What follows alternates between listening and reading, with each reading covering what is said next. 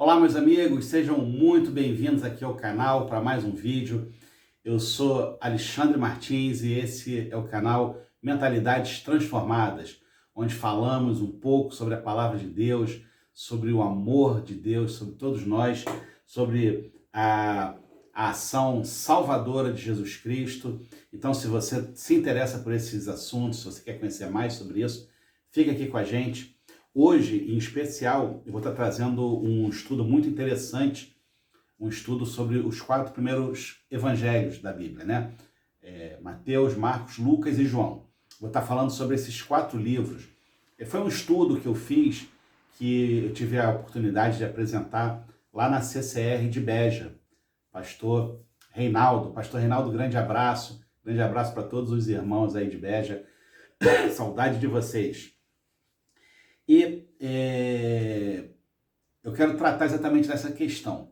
Nós temos 4 evangelhos e existem coisas muito parecidas entre eles e outras muito diferentes. Eu quero estar abordando exatamente esses pontos, porque cada um tem uma narrativa diferente e porque que alguns são mais parecidos, outros não. Então, fica comigo até o final que você vai estar estudando comigo aqui a palavra de Deus, e isso é sempre enriquecedor para a gente. Tá joia? Bom, então vamos lá. Você sabe que os 4 primeiros livros do Novo Testamento, da Nova Aliança, são Mateus, Marcos, Lucas e João. Essa é a ordem que eles se apresentam. Apesar de que alguns teólogos dizem que o livro de Marcos ele foi precursor, ele é mais antigo do que o de Mateus, mas ele aparece em segundo na Bíblia. Bom, o livro de Mateus, Marcos e Lucas são chamados de livros sinóticos. Por quê? Porque eles apresentam o mesmo período histórico, uma mesma cronologia, mesma história. Então, eles são muito parecidos na sua narrativa. Nós vamos explorar mais os pontos que trazem as diferenças entre eles, mas eles são muito parecidos na narrativa. E o livro de João não, o livro de João já é completamente diferente e a gente vai entender o porquê, ok? Bom, então o livro de Mateus, ele é escrito, o foco do público que vai ler o livro do Evangelho de Mateus, Mateus escreve para o judeu, para o povo judeu. E o que era importante para o povo judeu? Para o povo judeu era importante a genealogia. Então, quem é filho de quem, né? Se aquela pessoa, o pai dele é judeu também, se o avô também era judeu, para aquela pessoa ser aceita ou não como judeu. E o livro de Mateus começa falando exatamente isso, né? É o livro da genealogia de Jesus Cristo. E aí começa a descrever desde Abraão até chegar em Jesus. Bom, então Mateus tem essa visão voltada para o judeu, por isso que ele enfatiza essa questão da genealogia. O livro de Marcos, ele já foi escrito com um foco para outro público leitor, que eram para os romanos. E os romanos não se importavam com a genealogia. O romano, por ser um império, basicamente fundado no militarismo, na ordem, na disciplina, Marcos apresenta, então, uma narrativa que traz uma forte hierarquia. Tanto que começa falando de João Batista, que depois de João Batista vai para Jesus, né? Mostrando ali uma certa ordem, uma certa hierarquia. Então, Marcos, por escrever para os romanos, ele busca escrever de forma que seja mais compreensível, algo mais natural para os romanos. E aí vem Lucas, o livro de Lucas, que é o terceiro evangelho. E é super interessante porque Lucas, ele escreve para os gentios. A narrativa de Lucas não é nem para judeu, nem para romano.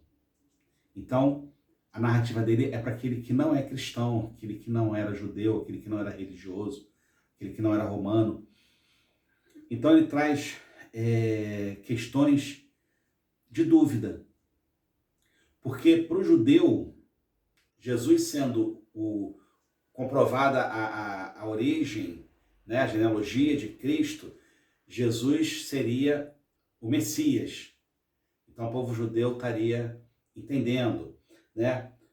Marcos, para os romanos, mostrando que Jesus era o Filho de Deus, também estava resolvido, porque não havia ninguém acima, né, de Deus.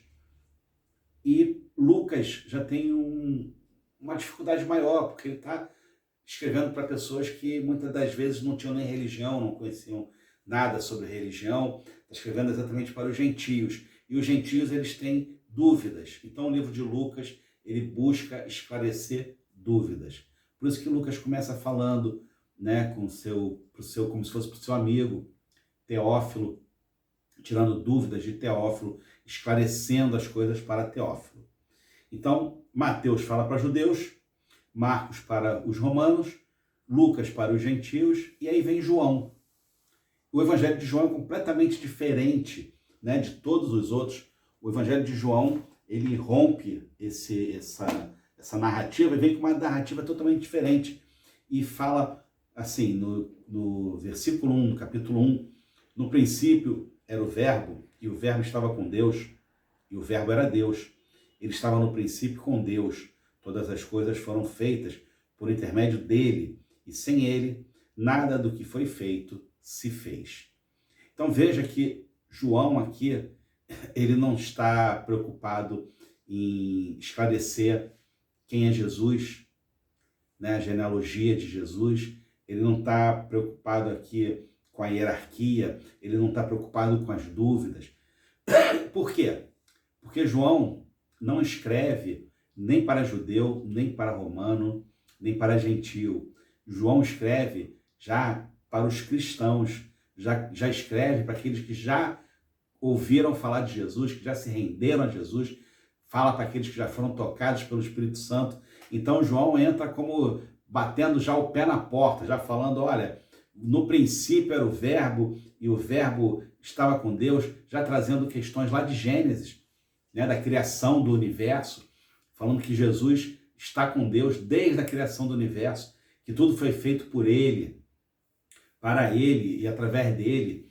Então, João traz essa narrativa totalmente diferente, né? João já chega pregando, porque está falando aqui com cristãos, não está falando com pessoas leigas, né? Então, essa diferença de percepção, de narrativa é muito, muito interessante, né? Outro ponto que é interessante também a gente observar é que Mateus, o livro de Mateus, quando descreve Jesus, apresenta Jesus como um leão. Um leão. Por que um leão? Porque ele é o rei, né? Israel, durante um tempo, foi governado pelos patriarcas, depois pelos juízes e depois pelos reis. E o leão simboliza esse rei, né? Não só por isso, mas Jesus, que é considerado o leão da tribo de Judá, e é uma questão interessante, mais na frente um pouco eu falo sobre isso. Então, é apresentado esse rei, né? Um rei para o povo. Então, Mateus apresenta Jesus com essa característica de rei. O livro de Marcos, que fala aos romanos, que tem essa pegada de hierarquia, o livro de Marcos já apresenta Jesus como um servo, como um boi. O boi naquela época era como se fosse um trator, como se fosse um computador, era um equipamento de trabalho. Era que lavrava a terra para o homem poder plantar, enfim, para poder carregar coisas, né? Carro de boi, quando Davi quis carregar a arca, botou no carro de boi. Então, o boi simbolizava exatamente o serviço, o servo. E Marcos apresenta Jesus como um servo. O livro de Lucas, que fala aos gentios, apresenta a humanidade de Cristo, apresenta Jesus homem, né? Apresenta esse lado humano de Cristo. Até porque estava falando com gentios, era mais fácil um gentio entender Cristo numa perspectiva humana do que numa perspectiva celestial ou de rei. Então Lucas apresenta Jesus com essa característica. E João apresenta Jesus como filho de Deus. Então, por ser filho de Deus, está falando de coisa dos céus. Então, Jesus, para João, é simbolizado pela águia. Então, nós temos, cada um dos 4 evangelhos, um simbolismo, né? Leão, boi, homem e águia, que é o rei, o serviço, o Deus-homem e Jesus, filho de Deus. Essa simbologia, esses 4 seres viventes são os mesmos, esses quatro animais, né? O leão, o boi, o homem e a águia, são os mesmos animais que Ezequiel descreve. Depois você confere na tua Bíblia. Ezequiel, capítulo 1, versículo 10, vai falar sobre os 4 animais, que são exatamente esses. E Apocalipse também, quando descreve os 4 seres viventes, Apocalipse 4, nos versículos de 6 a 8, fala exatamente sobre o leão, o boi, o homem e a águia. Então é muito interessante ver essa analogia que existe, essa comparação entre os evangelhos, narrando Jesus, apresentando Jesus, e exatamente os seres viventes que eram vistos lá nos céus, né? Bom, outra questão interessante que nós podemos ver exatamente quando Lucas destaca a compaixão de Jesus pelas pessoas marginalizadas, esse lado humano de Jesus, né? Lucas apresenta Jesus preocupado com o órfão, preocupado com quem não tinha o que comer, preocupado com o aleijado que ele encontrava no meio do caminho, preocupado com o cego que ele encontrava no meio do caminho. Então,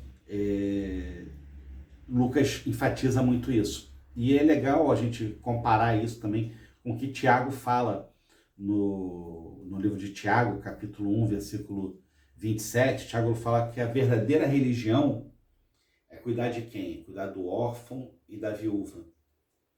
Né? Então, a verdadeira religião seria exatamente cuidar de pessoas. E é interessante que tanto o órfão como a viúva são figuras em que o provedor foi retirado.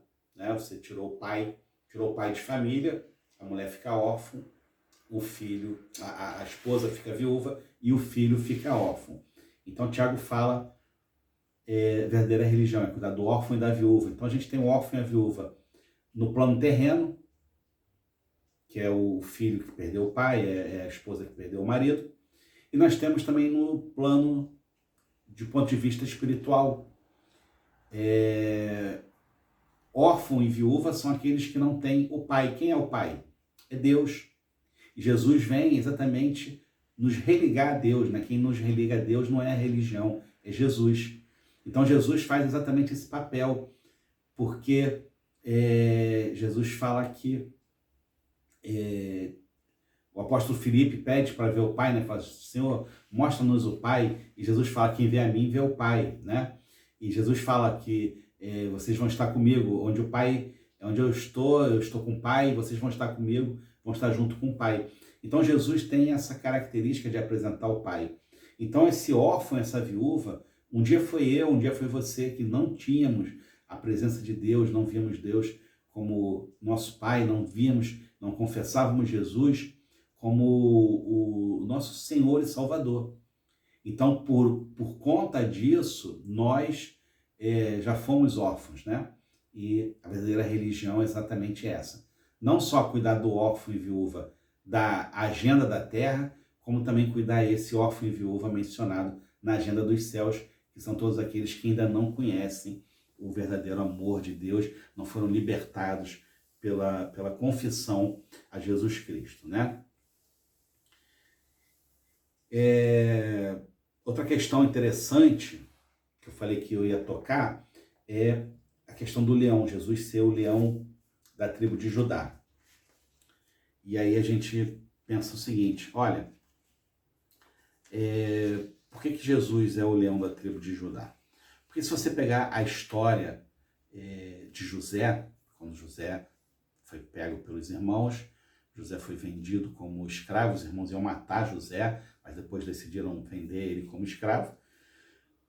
E José tem uma trajetória, passa pelo presídio, né, passa pelo cárcere, depois vai para a casa de Potifar, chega ao status de governador do Egito. Bom, José como governador do Egito, certo dia, quando a fome chega em Israel, os irmãos dele vão atrás dele para comprar comida e não o reconhecem.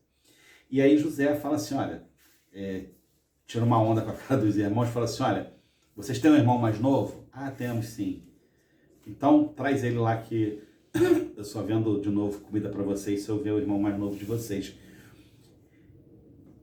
E aí, eles compram, vão para casa, a comida acaba, tem que voltar no Egito para comprar mais.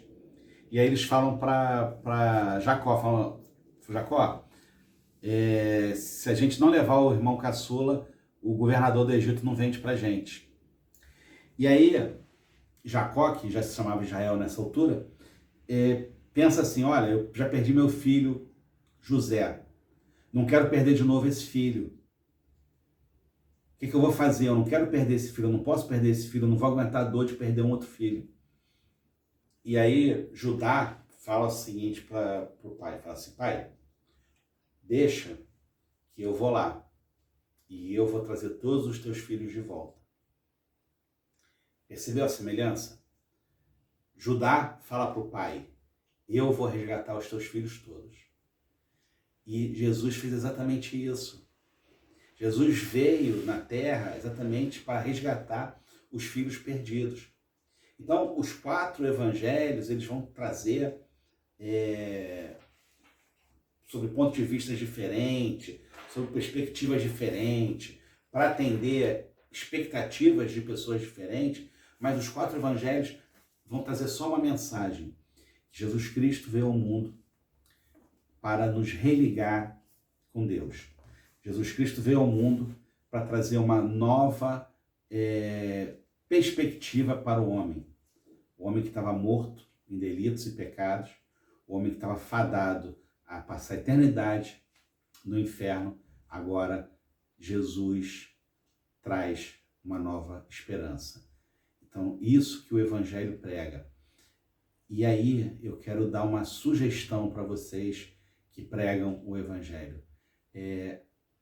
Foi pago um preço muito alto, muito caro, muito precioso por todas as almas, por aquelas que já confessaram Jesus, por aquelas que ainda não confessaram. Então a gente tem que ter muito cuidado ao tratar das pessoas, a usar a palavra de Deus para as pessoas. Não use a palavra de Deus para atacar o próximo. Não faz mal se na igreja do lado eles usam a cor azul e na sua cor é vermelha. Não faz mal se o irmãozinho usa cabelo curto e você usa cabelo grande. Se na tua igreja tem que ser saia curta, se na igreja do outro é saia grande. Não vamos nos pegar a isso. Vamos nos pegar exatamente a essa mensagem preciosa de usar a palavra de Deus para que vidas sejam alcançadas. Para que o amor de Jesus seja anunciado. Nada mais importa. O importante é exatamente isso.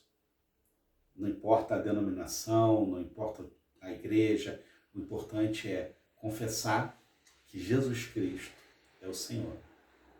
Muitas pessoas estão hoje sofrendo, não por não conhecerem Jesus, mas porque um dia conheceram Jesus e esse evangelho foi usado para tirar essas pessoas da igreja. Então que a gente tenha uma consciência não só histórica, não só cultural, né, com uma apresentação cultural que eu fiz aqui dos 4 evangelhos, mas que tenhamos um conhecimento espiritual da verdadeira mensagem dos evangelhos. Os evangelhos anunciam as boas novas, que é uma nova realidade para o homem, aquele homem que estava condenado à eterna morte, agora tem vida eterna com Jesus Cristo. Então que a gente possa usar o Evangelho para pregar essa verdade, porque não há outra verdade. A verdadeira religião é essa, cuidar dos órfãos e das viúvas. Não só os órfãos e viúvas necessitados de alimento material, mas aqueles que precisam conhecer o Pai. Um forte abraço. Se você gostou do vídeo, dá um like, encaminha esse vídeo para alguém, nos ajuda a fazer esse canal crescer. Fica com Deus.